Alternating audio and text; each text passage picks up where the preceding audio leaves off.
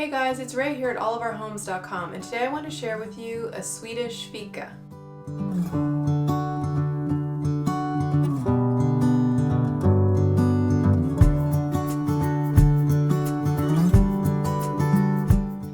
If you haven't heard of the word fika, it is Swedish for a coffee break. Swedes love their coffee, and they also love to eat sweets. Fika is a long-standing Swedish tradition of taking a coffee break in either the morning or afternoon while you're at work or while you're at home, and definitely doing it with friends or colleagues. Today we're going to have a fika with a good friend and neighbor. So from one neighbor to another, let's jump into it. This is part of our spring greening series, adding some eco-friendly spring greening to your spring cleaning. You can check out the entire playlist on our channel. So the first thing that we did for our Swedish fika was to make something sweet to eat. We used the Swedish Kitchen Cookbook. I will link to this in the description box below. But this cookbook is great because it also talks about some Swedish traditions and explains what they are and what you should make for them. They offer 5 recipes for a fika: Mom's apple cake, cinnamon buns, chocolate shortbread cookies, chocolate balls, and Lenten buns. For this fika, I made the simple Mom's apple cake. We also love cinnamon buns in our house, but I leave that to my Swedish husband, who's really good at making this classic Swedish pastry.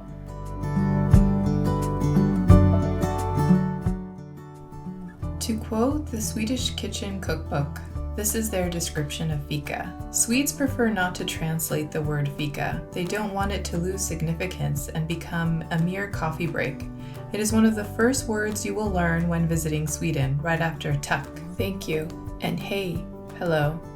Fika is much more than having a coffee. It is a social phenomenon, a legitimate reason to set aside a moment for quality time. Fika can happen at any time, morning as well as evening. It can be savored at home, at work, or in a cafe. It can be with colleagues, family, friends, or someone you are trying to get to know. It is a tradition observed frequently, preferably several times a day. Accompanying sweets are crucial. Cinnamon buns, cakes, cookies, even open-faced sandwiches pass as acceptable fika fare. It comes as no surprise that Swedes are among the top consumers of coffee and sweets in the world, or that Swedes appreciate the good things in life.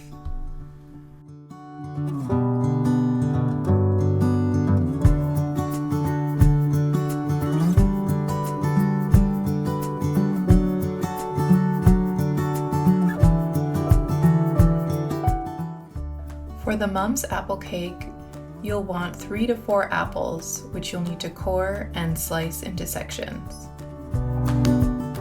Then you'll want to preheat the oven to 390 degrees Fahrenheit and grease a round baking pan and coat it with breadcrumbs, or in our case, we just coated it with flour.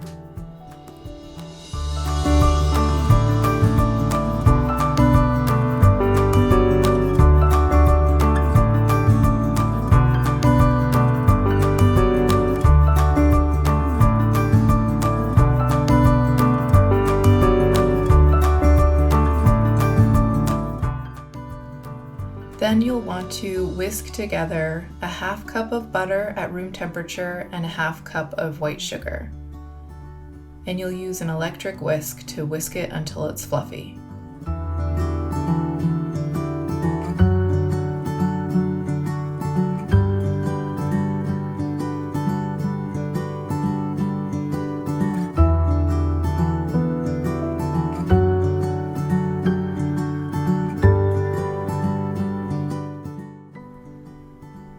Then you'll add 2 eggs, one at a time, and whisk them together with the butter mixture. Next, you'll fold in 3/4 cups of flour, 1 teaspoon of baking soda, and 1/4 teaspoon of salt, and stir that together into the mixture.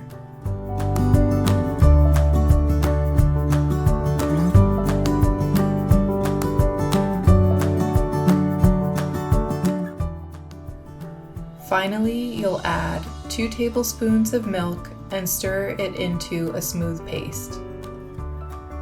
We went dairy-free at our house and we just used some oat milk, which worked fine. Then you will pour the batter into a pan.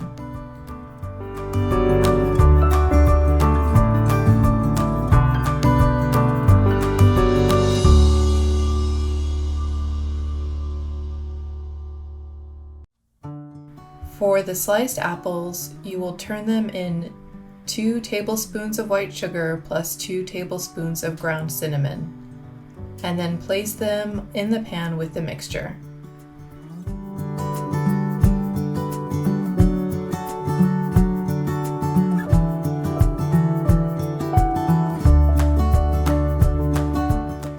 Then you'll bake the cake for about 30 minutes and just test with a skewer or toothpick to see if it's done. And while this is baking in the oven, we are going to make our coffee. We now use an electric kettle instead of using our gas range, just to cut down on the toxins and pollution in our home. So this one is a great option from Cuisinart. And we have been trying to get off of fossil fuels in our home. One of my biggest regrets was getting this gas range.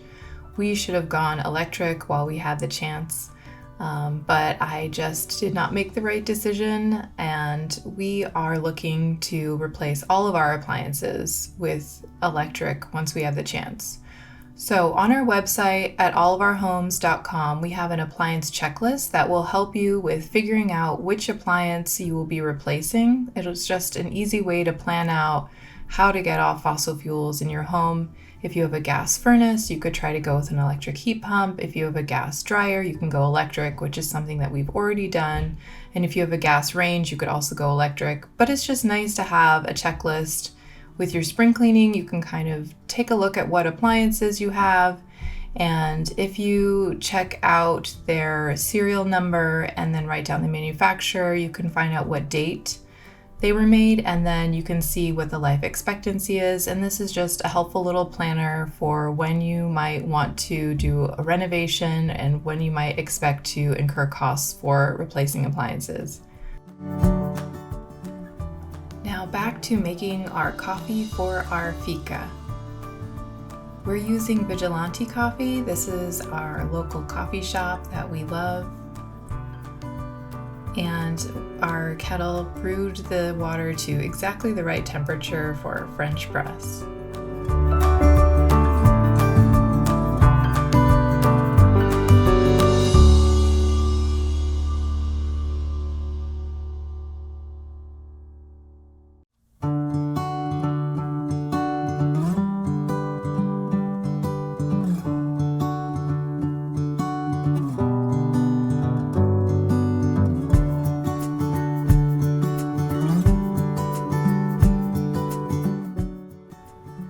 The coffee has been made and the cake is done, and now it's time to enjoy it with our friends.